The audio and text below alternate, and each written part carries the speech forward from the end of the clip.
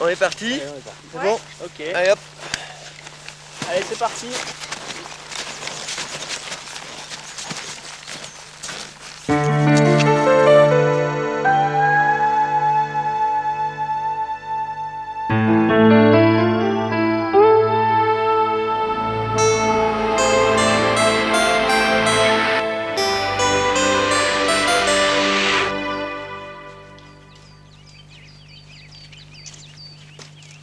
S'engager dans la montagne enneigée est une aventure merveilleuse. En maîtriser la pratique est une nécessité pour sa sécurité. Bon, là on arrive sur la neige. Mon Arva est en émission. On va contrôler si le vôtre reçoit et après on fera l'inverse. Donc là, vous vous mettez en réception et vous levez le bras quand vous m'entendez.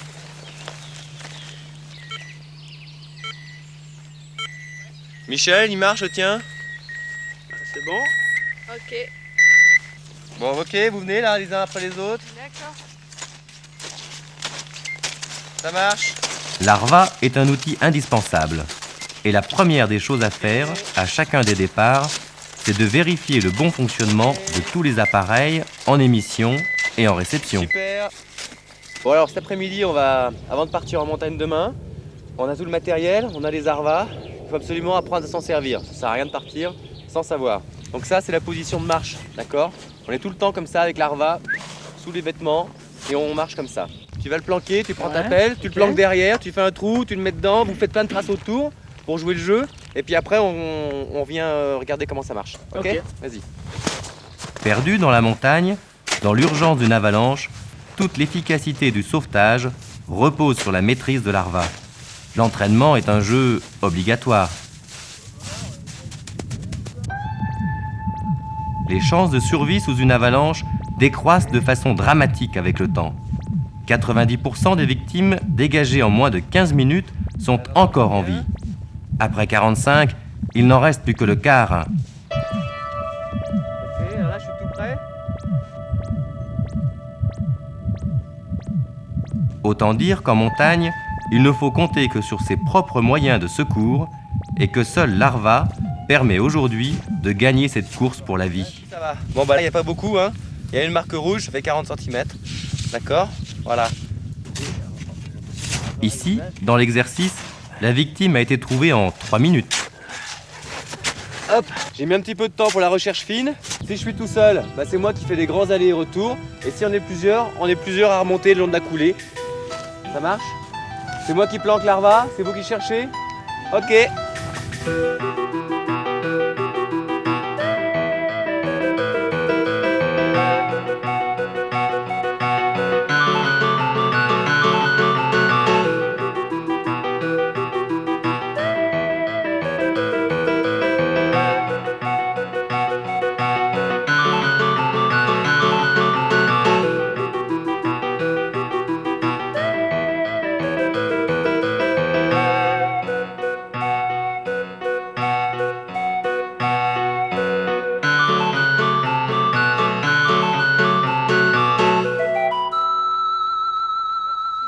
Voilà, bon bah c'est pas mal, vous avez trouvé ça en Combien? je sais pas, 10 minutes, 5 minutes? 5. Ouais, c'est pas mal.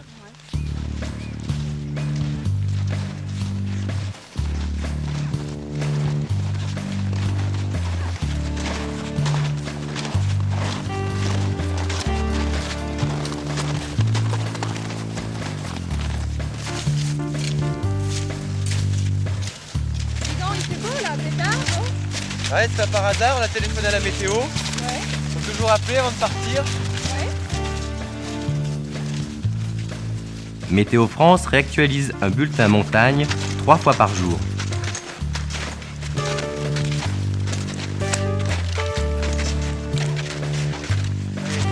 On va mettre les pots. Ouais. Posé par là.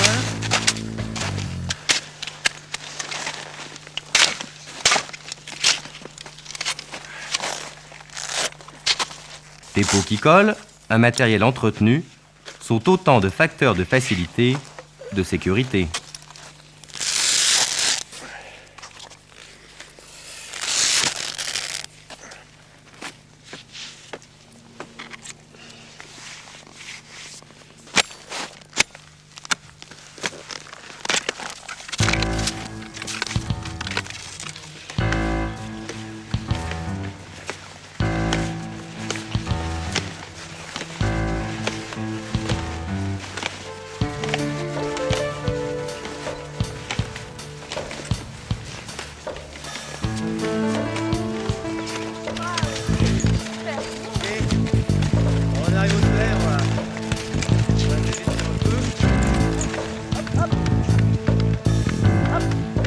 reconversion. Voilà. Reconversion.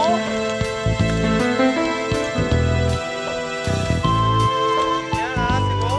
Ah ouais, c'est bon là. Là, c'est magnifique. Super panorama. Là, on est face au Charvin là maintenant. Ouais. Ah, juste là-bas. Ouais. Ah ouais, le sommet qui est juste là. Elle est belle la pente qui est en face, ça va.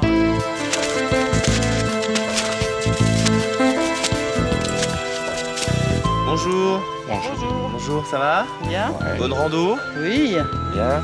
Profitez du beau temps. Voilà, vous êtes équipés, vous avez tout, l'arva, tout ça? Non, on n'a pas l'arva. Vous n'avez pas l'arva? Non. Ah, vous êtes en montagne là, hein? Attention, mais, là. Bon, on a jugé que là, bon. Bah, il faut juger que là on est dans la pente, dans la moyenne montagne et que c'est raide et que ça Ah risque bon de partir. Hein. On part pas en montagne sans arva. Hein. Ah bon. Ouais, ouais. Même en raquette, lorsqu'on s'aventure en montagne, l'arva est indispensable.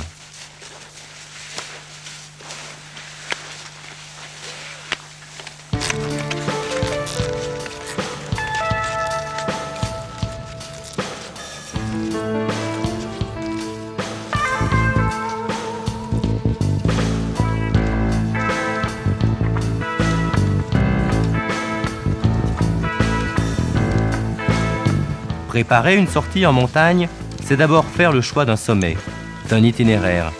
Ce choix est crucial. Pour la beauté de la sortie, bien sûr, mais plus encore pour l'adaptation de celle-ci aux conditions de la montagne. La sécurité passe d'abord par là. Bon, alors là on voit bien où on va. Là on va passer dans la forêt, passer ce petit col. Alors là on arrivera au fauteuil. Hop. Et normalement la descente, on va pouvoir la faire par là. Et ensuite on descendra droit derrière.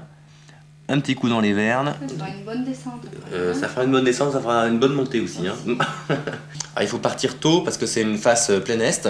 Donc plein est, le soleil va tout de suite chauffer, tout de suite transformer. Si on veut avoir de la bonne neige, il faut partir à l'aube. Ok. C'est bien enneigé déjà. Bien enneigé, ouais. À propos de neige, vous avez vu là, il y a une, ça fait comme une crevasse. D'accord, dans la neige, là, juste sur la butte, une fissure, d'accord. Ça, c'est la neige du dessous qui s'est séparée de celle du dessus et qui commence à glisser sur l'herbe. Alors, ça glisse tout doucement, alors ça prend toute la saison pour glisser, ou alors ça peut partir en coulée de printemps. Bon, c'est une zone où il ne faut pas passer, hein, parce que c'est raide, là, ça commence à glisser, il y a déjà la fissure. Donc, nous, on va passer soit là, où c'est moins raide, d'accord. Dans les combles. Hein. Ouais, dans cette combe, là, ouais, très bien. Ou alors, on passe là, dans les vernes, dans les arbres, là. Et puis après sur le petit plateau qui est moins raide.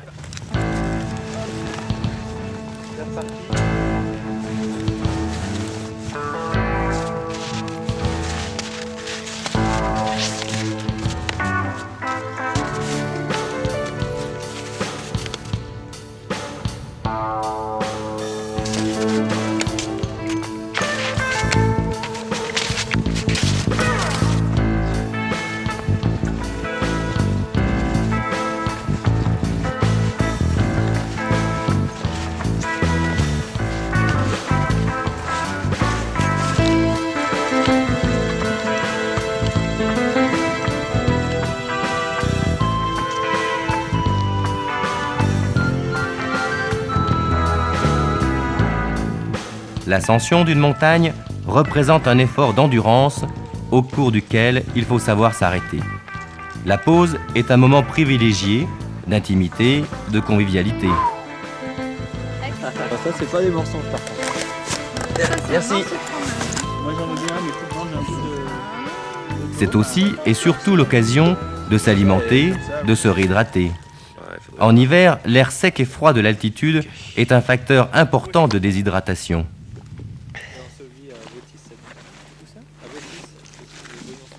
Bon alors Myriam, comme tout le monde, dans l'équipe, tu vas prendre la pelle. D'accord. Donc voilà le manche. Ouais. Ok. Donc ça tu mets ça au fond de ton sac. D'accord. Et la sonde. Préparer son sac la veille, tranquillement, permet d'éviter les oublis dus à la précipitation du départ. Ensuite les granits. Maintenant les couteaux, D'accord. Merci. les pots. Et alors là tu prends l'arva, Oui. tu le mets tout en haut de ton sac. D'accord. Bon, tu le mettras autour du cou demain. Eh bien, très bien. Bon alors moi en plus je prends un petit peu de matériel collectif. la pharmacie, une trousse à outils, bon, boussole, alti, sifflet, les jumelles pour voir des choses, la carte pour s'orienter et un petit bout de corde pour éventuellement faire un traîneau. Alors on est parti.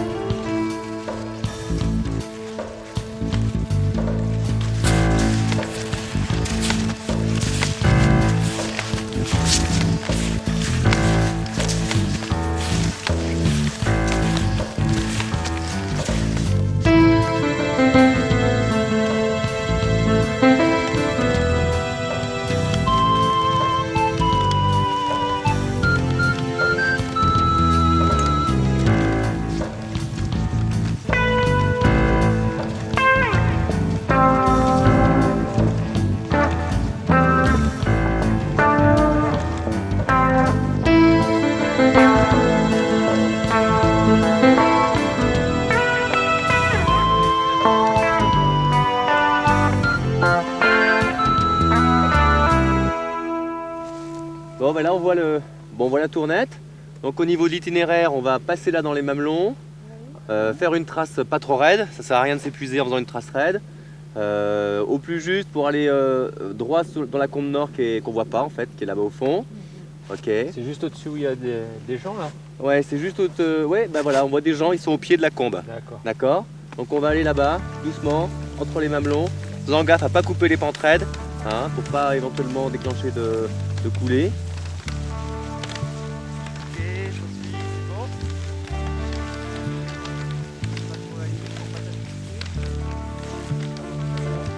La plus belle des traces, c'est la plus intelligente. Elle doit être sûre, efficace et s'adapter au terrain, car la trace, c'est aussi un élément de sécurité.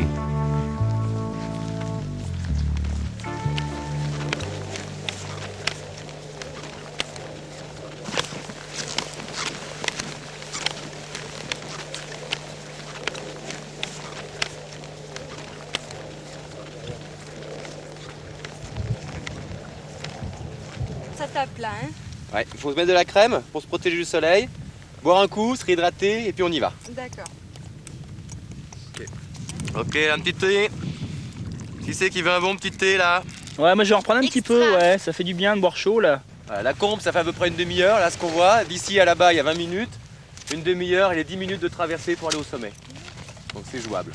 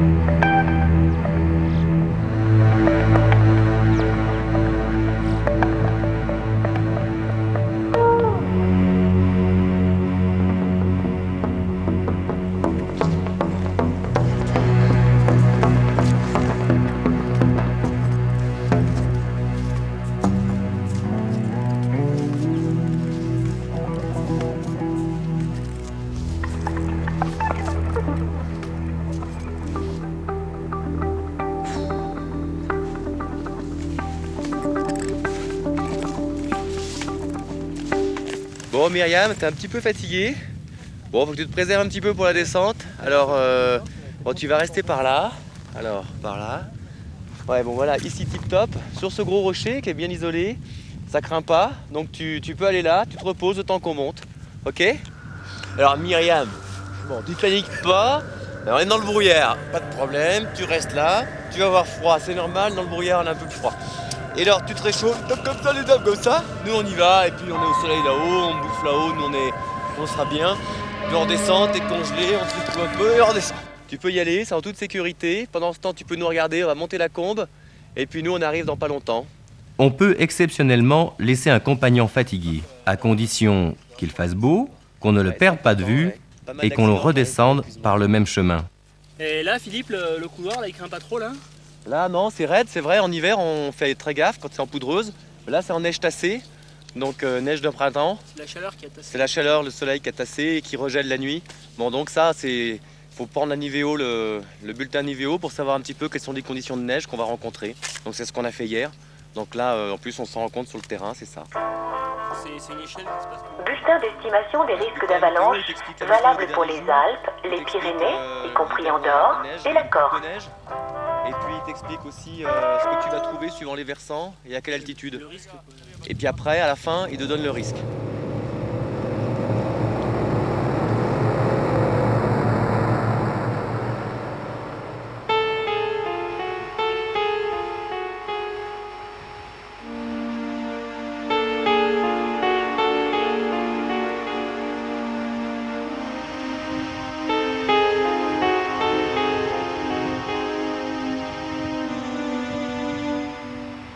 L'accident d'avalanche est souvent le fruit d'une série d'erreurs et de mauvaises appréciations. Elle n'arrive pas seulement aux autres. Et le niveau 3, c'est déjà un risque d'avalanche marqué. Les avalanches peuvent se classer en 3 grandes familles. Les avalanches de poudreuse, de plaques, de printemps. L'avalanche de poudreuse se produit sur de la neige fraîche. C'est l'onde de choc du skieur qui fait partir l'avalanche. L'avalanche de plaques est la cause de 80% des accidents. Des plaques de neige transportées par le vent se retrouvent sur des couches intermédiaires sans cohésion. Le passage de randonneurs, par surcharge, fait céder toute la plaque.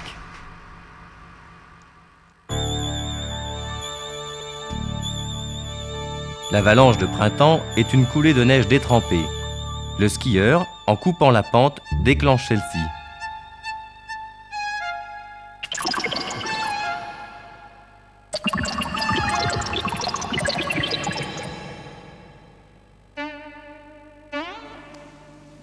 Ok, bon voilà, c'est un peu à l'ombre, même franchement, c'est bien gelé, c'est un peu raide. On va mettre les couteaux, hein, ça sera plus sécurite. Okay.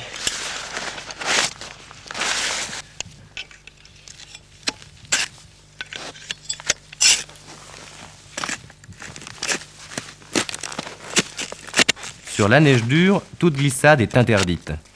Si la pente est douce, on peut espérer se rattraper. Dans les pentes simplement moyennes, la glissade devient chute. À ski, on progresse alors en ajoutant des couteaux. À pied, on chausse des crampons.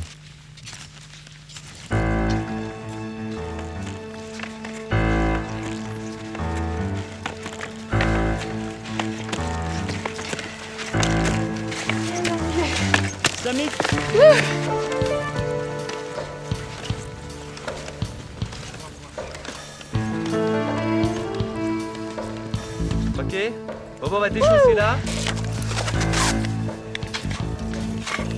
On les plante bien dans la neige parce que maintenant qu'il n'y a plus de peau, si ça glisse, ça va juste en bas. Ok. Fais gaffe, attends, prends de la lumière. Et alors, petite astuce, la semelle, on la met dos au soleil. Pour pas, surtout pour ceux qui ont des semelles noires, pour pas que ça chauffe, pour pas que ça botte après la descente.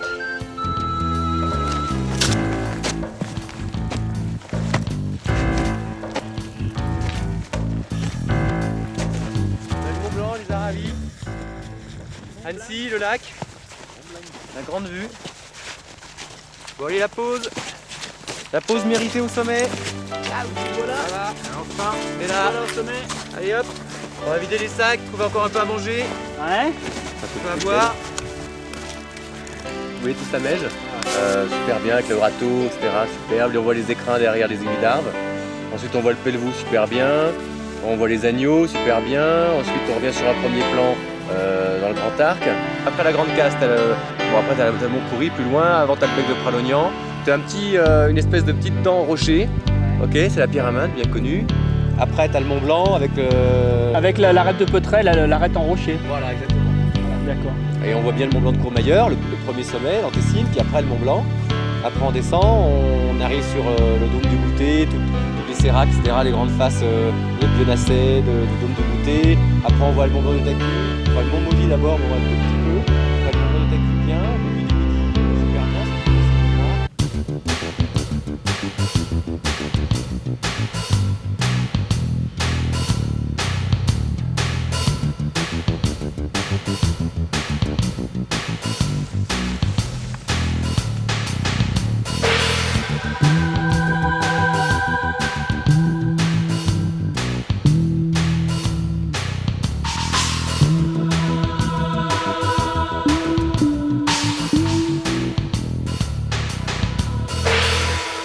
Myriam, c'est bon, on t'a récupéré. Bon, alors maintenant, vous avez vu la montée, on a fait dans une belle neige de printemps. Là, on va trouver une petite combe qui est bien abritée du soleil et on va descendre en poudreuse. Voilà. Allez, à nous la descente.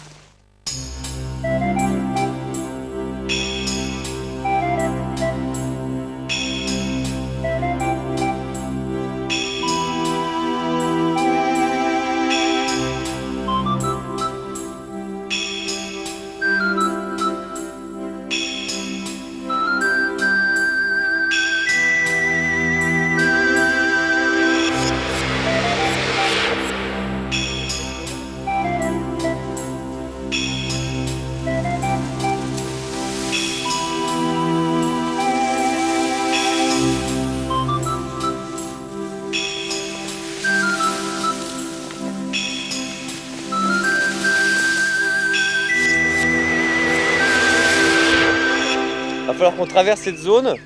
On voit que ça a déjà coulé. Donc on va y aller un par un.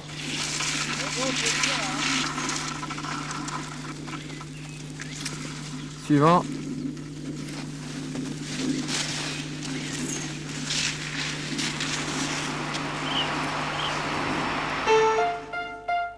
Il vaut mieux être 4 qui creusent et un seul enseveli que l'inverse.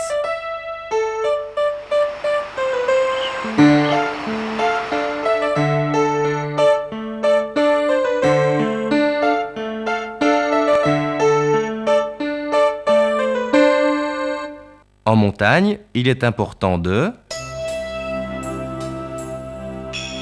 se former au Club alpin français, à la Fédération française de la montagne et de l'escalade, à l'École nationale de ski et d'alpinisme. S'informer de la météo, de la nivologie auprès du bureau des guides. Observer le ciel, la neige, le terrain. Bonne rando! Bon, vous êtes bien venu nous là. Hein, on voit bien tous les mamelons. Et après la combe nord en haut, c'est bien dans l'ombre. Ok. Et puis après la grande traversée en écharpe. Ok. Le fauteuil, bon, le gros bec rocheux.